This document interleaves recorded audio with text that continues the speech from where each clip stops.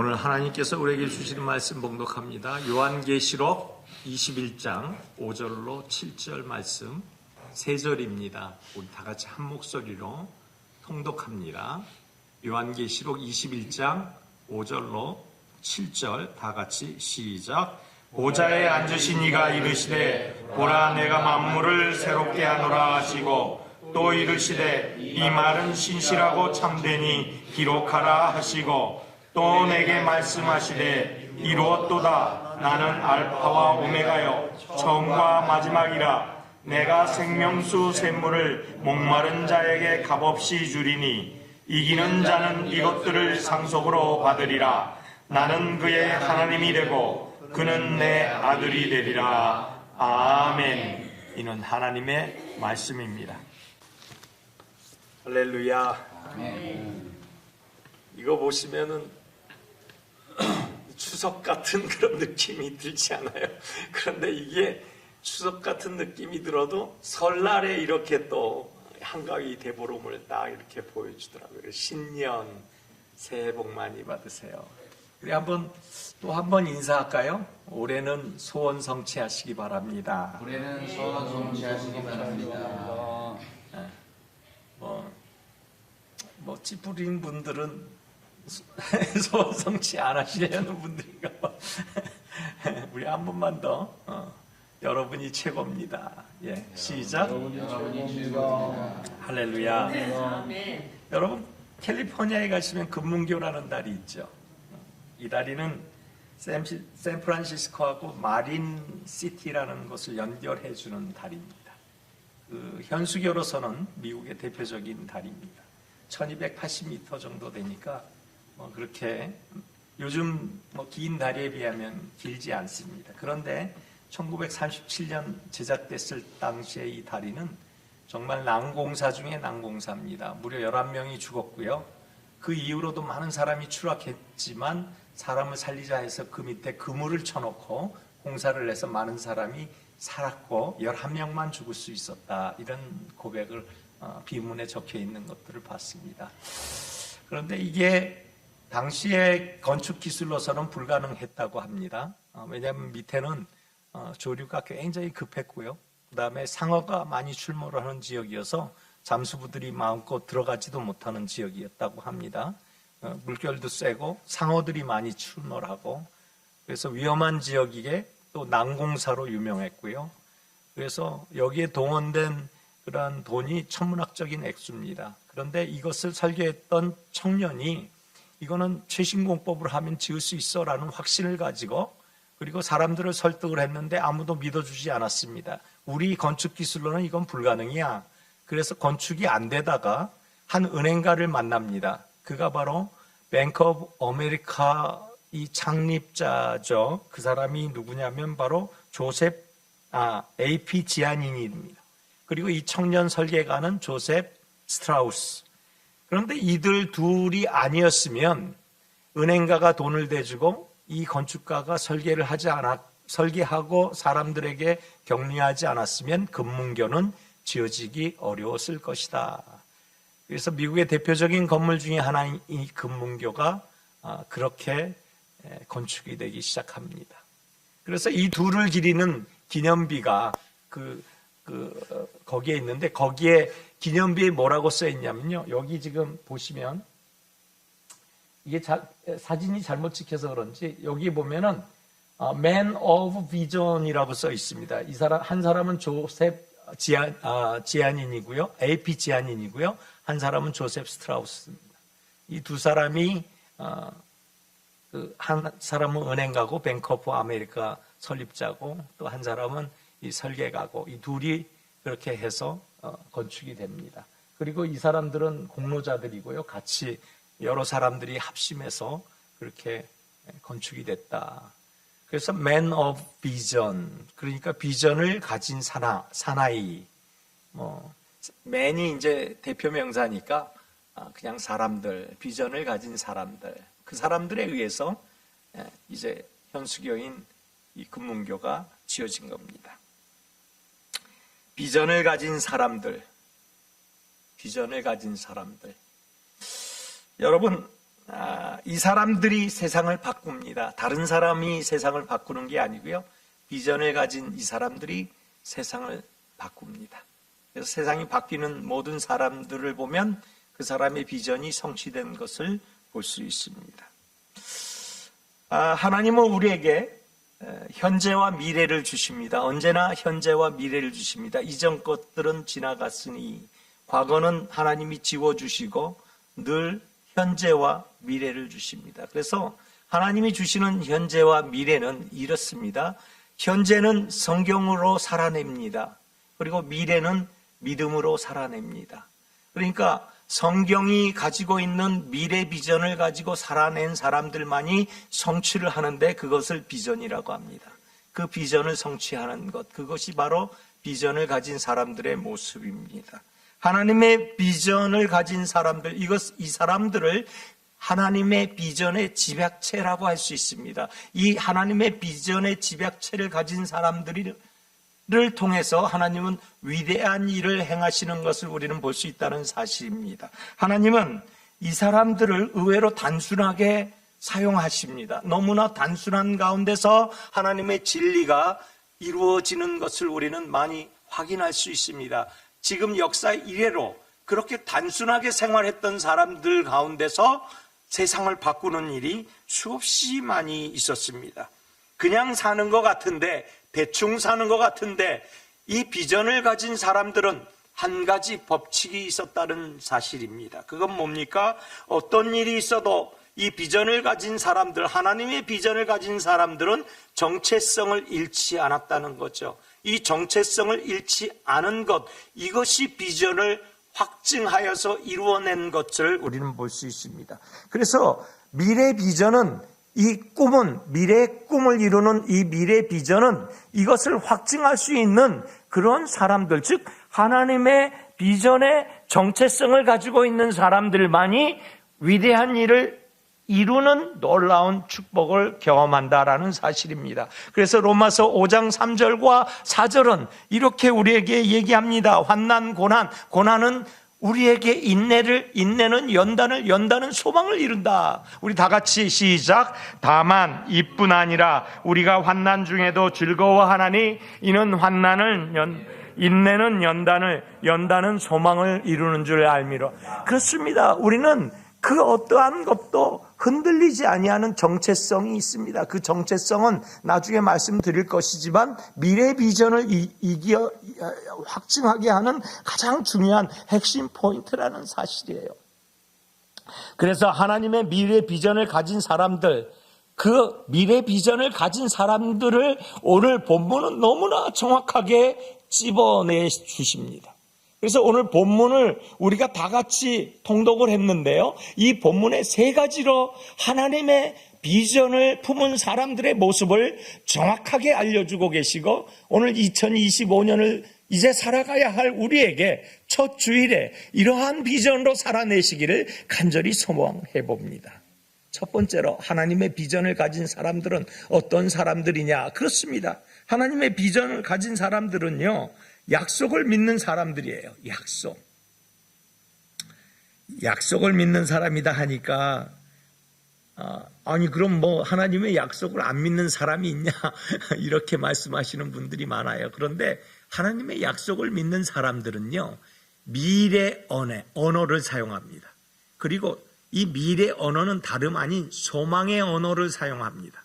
그러니까 과거를 회상하는 단어를 쓰지 않는다는 거예요. 그랬었어라는 과거 분사나 과거 완료형을 쓰지 않는다는 거예요. 미래 비전 ing를 쓴다는 거예요. 계속해서 동사, 움직여지는 것, 이 소망하는 말을 쓴다는 거예요. 그래서 미래 비전의 사람들을 가만히 살펴보면요, 늘 뭔가가 새로운 소망으로 가득 차 있는 모습 같아요. 왜냐하면 새날, 첫날, 첫주, 새해, 이게 다 미래 언어입니다. 비전 언어고요, 소망 언어예요. 왜? 과거가 아니고 지금 현재로부터 다음 날까지, 다음 해까지, 그리고 그 이후의 시간들까지라는 그 마음이 포함되어 있는 언어이기 때문이죠. 그래서 소망을 가진 사람, 비전을 가진 사람, 그리고 하나님의 거룩함을 안에서 작동시키고 있는 사람들은 언제나 비전 언어를 사용한다는 것입니다. 하나님께서는 이 비전 언어를 사용하는 우리에게 첫 번째 비전을 약속을 믿는 사람이라고 이야기하시면서 선포하시는데 오늘 본문 5절입니다. 뭐라고 합니까? 보좌에 앉으신 이가 이르시되 보라 내가 만물을 새롭게 하노라 하시고 또 이르시되 이 말은 신실하고 참되니 기록하라 하시고 보라 내가 만물을 새롭게 하리라. 여기 바로 비전의 언어가 들어가 있어요. 사람들은 사람이라고 이야기하시면서 선포하시는데 오늘 본문 5절입니다. 뭐라고 합니까?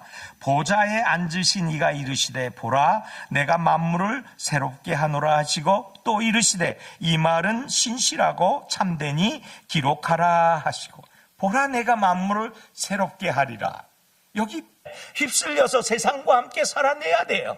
그런데 세상의 언어는 늘 결과론적이에요. 결과가 나쁘면은 그 과정을 보지 않습니다. 그러나 하나님은 그렇지 않아요. 결과가 나쁘다 하더라도 소망을 주십니다. 결과가 아니라 하더라도 소망을 주십니다. 그래서 미래 비전의 소망이에요. 늘 새롭게 하십니다. 그 새로운 이 새롭다라는 카다시라는 이 히브리 말은 영감이 있는 창조주의 단어입니다. 카다시 이것은 새롭게 하다, 완벽하게 새로 시작되게 하시다라는 뜻이 있어요. 그래서 이 단어는요, 관계의 설정, 모든 삶의 모습들, 모든 삶의 의미들을 다 갈아엎으시고 새롭게 이끌어 가시는 하나님의 창조주의 능력만이 이렇게 만들어 간다라는 거예요. 그래서 카다시라고 얘기하는데 이게 새롭다라는 뜻이에요. 그래서 요한계시록에 내가 만물을 새롭게 하리라 하는 이 엄중한 선포는요, 왜 요한계시록 21장에 이렇게 얘기가 나오겠습니까? 다른 데에서도 새롭게 하리라는 말씀은 많습니다. 시편에도 날마다 새롭게 한다라는 말씀이 있습니다. 얼마나 많은지 몰라요. 그러나 왜 요한계시록 성경 마지막 장에서 내가 새롭게 하리라고 말씀하실까요? 그것은 끝이라고 하더라도 새롭게 하실 수 있는 능력 있는 하나님이시라는 사실을 여러분 믿으시면 아멘 합시다. 반드시 꼭 틀림없이 무조건 필히라는 뜻이 포함되어 있습니다. 하나님은 엄청난 분이세요. 그래서 과거가 어떻든 또 지금이야 어떻든 약속을 믿으면 하나님은 반드시 이루어 주십니다. 바울은 다메섹 도상에서 예수를 만납니다. 예수 그리스도를 만나고 영접하고 그의 이름이 사울에서 바울이 됐습니다. 사울은 구하여 얻다라는 뜻입니다. 그런데 구하여 얻다라는 그 이름 대신에 바울을 주십니다. 뭡니까? 작은 자, 겸손한 자라는 뜻이에요. 그 뭡니까? 막 움직이는 걸 뭐라 그러죠? 막 이렇게 천방지축 이렇게 움직이는 그 사울을 붙잡아다가 겸손한 자로 만드시는 하나님. 완전히 새로워지지 않습니까? 완전히 바뀌지 않습니까? 그의 인생이 180도로 변하지 않습니까? 그것이 바꾸시는 능력, 변화시키시는 능력. 그런데 어떻게 해요? 새롭게라는 단어는 손으로만 인도하시는 하나님의 은혜와 능력이기에 손으로만 새롭게 해주시는 하나님이시다는 거예요. 그래서 우리가 손으로만 새롭게 되는 것이에요. 그래서 악하게 새롭게 되는 게 아니에요. 선하게 새롭게 되는 놀라운 은혜와 능력을 체험하게 되는 것입니다. 그래서 아까도 말씀드렸듯이 고린도후서 5장 17절에 그랬죠. 새로운 피조물이라고 그래요. 우리는 이전 것은 다 지나가고 새로운 피조물이 되는 것이에요.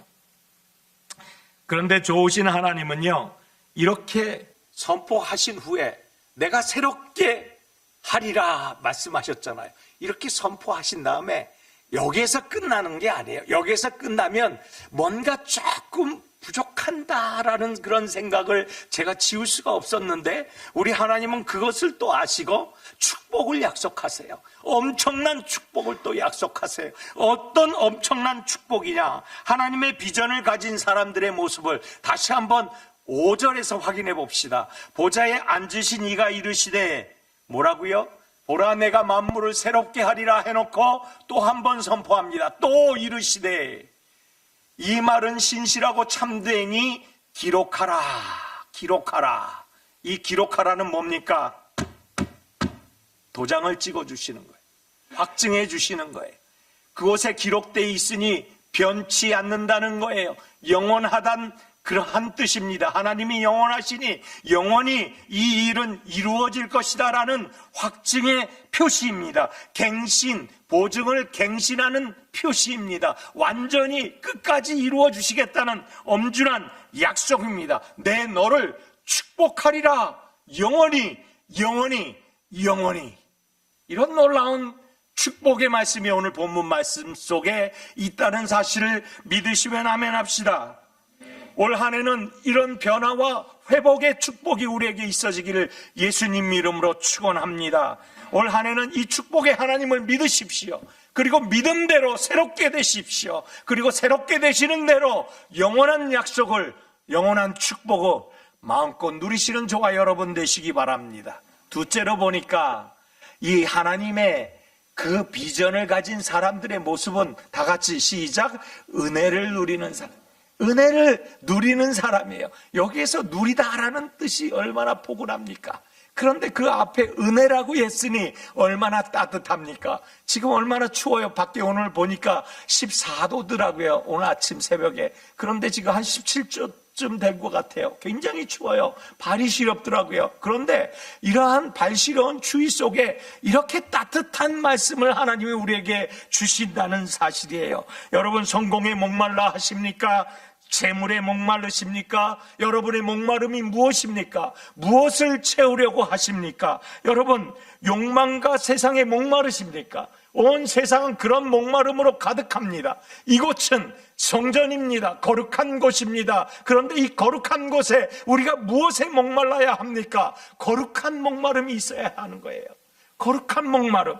그렇습니다. 세상 욕망, 갈등 이런 목마름이 아니고 세상은 그러한 목마름으로 우리의 이생의 자랑, 우리의 안목의 정욕, 우리의 육신의 정욕 이런 것들을 하나님은 다 버리라고 하셨는데 그것은 세상의 목마름입니다. 갈증입니다. 그런데 이것을 저는 권장합니다. 가지셔야 됩니다. 이런 목마름 있어야 합니다. 그런데 이 목마름을 세상에서 하나님 쪽으로 향하십시다. 하나님 쪽으로 바꾸십시다. 하나님 쪽으로 우리가 목마름을 고백하십시다. 이 목마름을 고백할 때 어떤 목마름입니까? 우리의 기도와 눈물의 말씀으로 하나님 앞에 고백합시다. 무릎 꿇음으로 고백합시다. 하나님이 채워주십니다. 하나님이 인도하십니다. 하나님이 이끌어주십니다. 2025년 하나님 앞에 우리의 목마름을 토로합시다.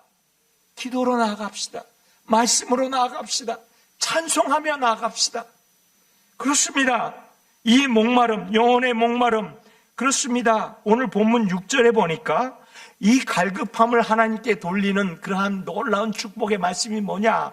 오늘 6절에 또 내게 말씀하시되 이루었도다. 나는 알파와 오메가여 처음과 마지막이라. 내가 생명수 샘물을 목마른 자에게 값없이 주리니. 생명수 샘물을 목마른 자에게 값없이 주리니. 우리의 목마름을 구하면 우리에게 값없이 주신다. 값없이 주신다. 선물로 주신다. 무료로 주신다. 언제든지 주신다. 고백만 하면 주신다라는 놀라운 축복의 말씀임을 믿으시기 바랍니다.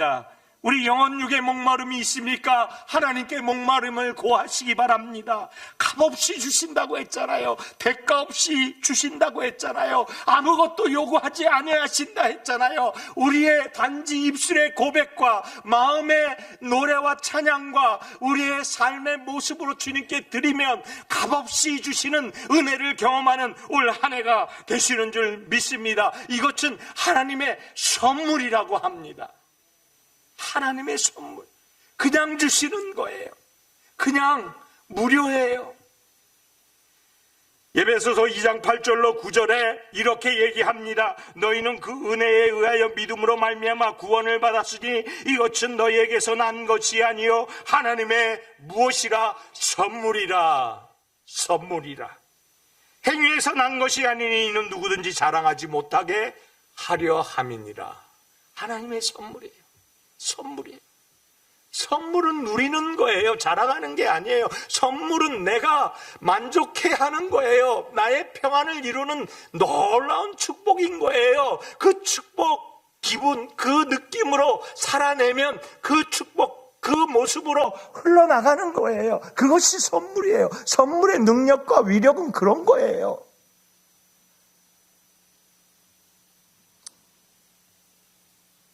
기도와 말씀 그리고 찬양이라는 목마름을 통해 이런 놀라운 선물의 한 해가 되시기를 예수님 이름으로 축원합니다. 대가 없이 조건 없이 주시는 그 넘치는 선물이 축복이 우리 가운데서 흘러넘치도록 평안과 그리고 안녕과 무엇보다도 하나님의 넘치는 사랑이 우리 가운데서 풍성해지기를 소망해 봅니다.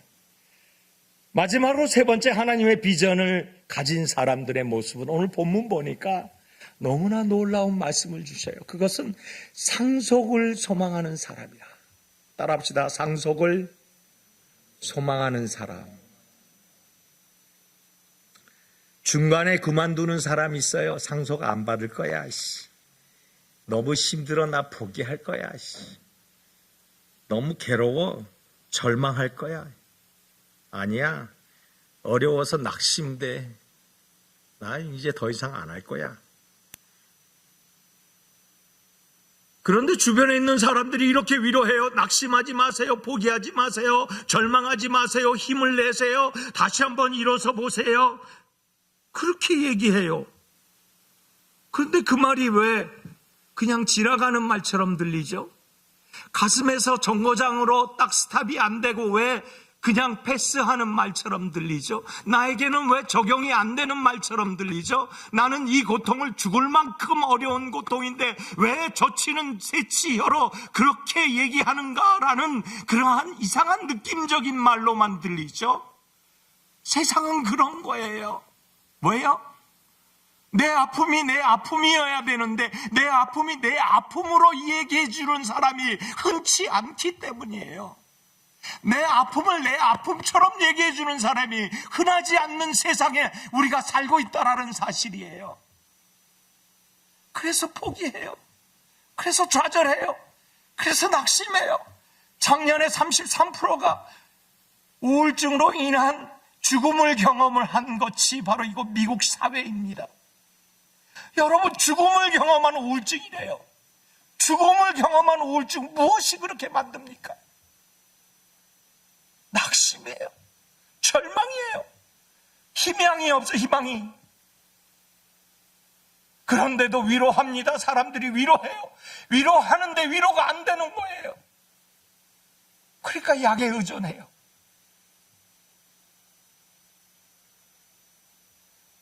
우리 다 살아봤잖아요. 우리 다 견뎌봤잖아요. 진짜 위로가 되던가요? 그런데 방법이 있대요. 오늘 본문 말씀은 방법이 있다는 거예요. 오늘 본문 말씀은 이것을 헤쳐나갈 수 있는 능력이 있다는 거예요. 이것을 완벽하게 역전시키시는 하나님을 만날 수 있다는 거예요. 그 방법을 제시해주고 있어요. 그것이 오늘 본문 7절에 이렇게 제시해주고 있어요. 그것은 무엇이냐? 이기는 자는, 시작, 이기는 자는 이것들을 상속으로 받으리라. 이기는 자가 이것들을 상속으로 받는데요. 무엇을 이겨야 하나요? 어떻게 이겨야 하나요? 방법을 얘기해 주세요. 왜? 방법을 얘기해 줍니다. 빨간 글씨 우리 다 같이 시작. 나는 그의 하나님이 되고. 할렐루야. 우리가 누구라고요? 하나님 아들이라고요. 우리가 누구? 하나님 아들. 엄청난 정체성을 회복하라는 거예요. 우리는 전능자, 지존자, 그리고 만유의 주제 되시는 그분의 아들이라는 사실. 그 아들에게 주시는 상속을 우리는 기대하라는 사실이에요. 이 놀라운 엄청난 축복의 말씀이 쏟아지는 거예요. 그것도 성경 마지막에 이르러서 또 한 번 확증하시면서 우리가 게으를까, 또 나태할까, 또 낙심할까, 절망할까, 또 넘어질까, 쓰러질까, 아니 포기할까, 하나님은 근심하시면서 이 말씀을 선포케 하신 거예요. 어떻게 해요? 상속을 누구에게? 이기는 자에게 무엇을? 내 아들에게 주리라. 내 아들에게. 내 아들이 누굽니까? 내 아들이 누구예요? 여호와 하나님을 아버지라고 부르는 믿음의 성도들이에요. 하나님의 비전을 품은 사람은 이런 사람들이에요.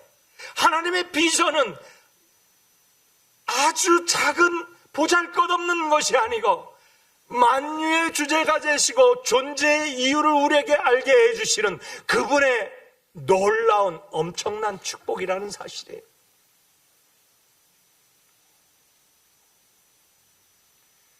현재의 믿음의 사세에서 믿음을 지키는 사람들,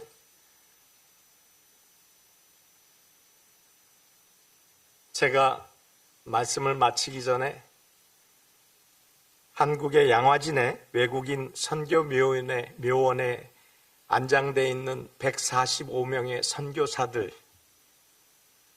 하나님의 비전을 가진 사람들은 어떤 모습으로 죽었는지 한번 살펴봤습니다. 시작 서두에 말씀드려야 되는데 순서를 좀 바꿔서 마지막에 여러분에게 말씀드리려고 순서를 패스해서 말씀드렸습니다. 양화진 외국인 선교사 묘원에 구한말 조선 초기에 기독교 초기에 한국에 와서 순교하신 외국인 선교사들 묘원이 있습니다. 선교의 피를 조선에 뿌리고 순교하신 외국인들입니다. 그런데 그분들만 이 양화진 외국인 선교사 묘원에 있는 게 아니고 약 450명의 한국인 기독교 초기 선교사들을 순교한 순교자 묘원입니다. 이 선교사들 묘비에는 하나같이 이렇게 쓰여 있습니다. 미국 감리교 루비 캔드릭 선교사, 만일 내게 줄 수 있는 1000개의 생명이 있다면 모두 조선을 위해 바치리라. 미국 장로교 사무엘 무어 선교사, 조선 인사를 사랑하였고 또 그들을 예수께로 인도하기를 원하였나이다. 백정을 사랑하고 백정을 하나님의 품에 안기게 하기 위해서 너무나 열심히 백정을 사랑했던 선교사입니다. 미국 감리교 호모 헐버트 선교사, 한국인보다 더 한국을 사랑한 선교사로 정평나 있는 이분은 나는 웨스트민스터 성당보다 한국 땅에 묻히기를 원하노라.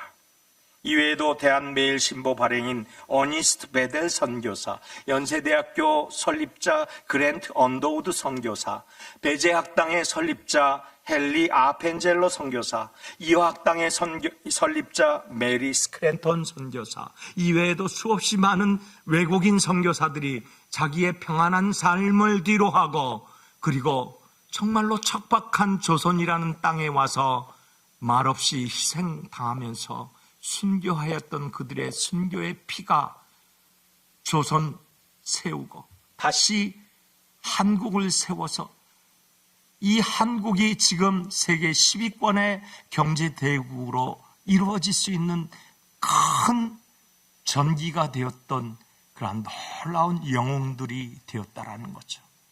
이들이 어떻게 그렇게 할 수 있었을까요? 이들이 어떻게 이렇게 자기의 순교의 피를 뿌리며 조선에서 묻히기를 원했을까요? 형제도 없고 가족도 자기의 본국에 있는데 어떻게 그렇게 할 수 있었을까요? 하나입니다. 하나님의 꿈을 꾸는 사람들, 하나님의 비전을 가진 사람들, 그 사람들만이 할 수 있는 영적인 모습, 위대한 삶의 모습, 그것이 바로 이들의 모습인 것입니다. 사랑하는 성도요, 오늘 하나님의 약속을 믿으십시오. 오늘 하나님의 은혜를 누리십시오. 무엇보다도 하나님의 상속의 아들로 살아내십시오. 그래서 올 한 해가 너무나 복잡한 한 해가 된다고 사람들은 이야기합니다. 혼돈의 시대라고 얘기합니다. 그런데 하나 떨 것 없습니다. 놀랄 것 없습니다. 그리고 우리가 가슴 졸일 필요 없습니다. 담대하게 나아가십시오. 말씀대로 살아내십시오. 하나님의 오늘 말씀처럼 축복의 통로가 되십시오. 평안과 온유를 잃어버리지 아니한 채로 위대한 한국을 만들었던 저들처럼 위대한 미국을 만들어가는 미국의 메이플라워를 타고 온 그들과 같은 삶을 살아내시기 바랍니다. 마지막으로 올 한 해 이렇게 우리가 결단해 보기 원합니다. 하나님의 약속과 은혜를 붙잡는 한 해 되게 하여 주시옵소서. 낙심과 절망, 포기 대신 소망과 희망을 품고 살게 하여 주시옵소서. 하나님이 말씀하신 이 비전 따라 살아가게 하여 주시옵소서. 이렇게 기도하시고 이렇게 이루시고 이렇게 열매 맺고 하나님께 영광 돌리시는 사랑의 공동체 모든 성도 되시기를 예수님 이름으로 축원합니다. 기도하겠습니다. 하나님 감사합니다. 하나님 고맙습니다. 하나님 어찌 제가 하나님의 비전을 품은 사람으로 살아갈 수 있을까요? 오늘 해답을 다시 발견했습니다. 익히 알고 있었지만 하나님이여 은혜를 누리게 하여 주심 감사합니다. 약속을 믿게 하여 주심 감사합니다. 하나님의 상속권자 그것의 정체성으로 살게 인도하여 주신 은혜를 감사합니다. 모든 역경 환난을 극복하고 최후의 승리의 노래를 부르며 하나님께 영광을 돌리는 우리 한 번뿐인 인생 되게 하여 주시옵소서. 모든 것 감사하고 예수님 이름으로 기도하옵나이다. 아멘.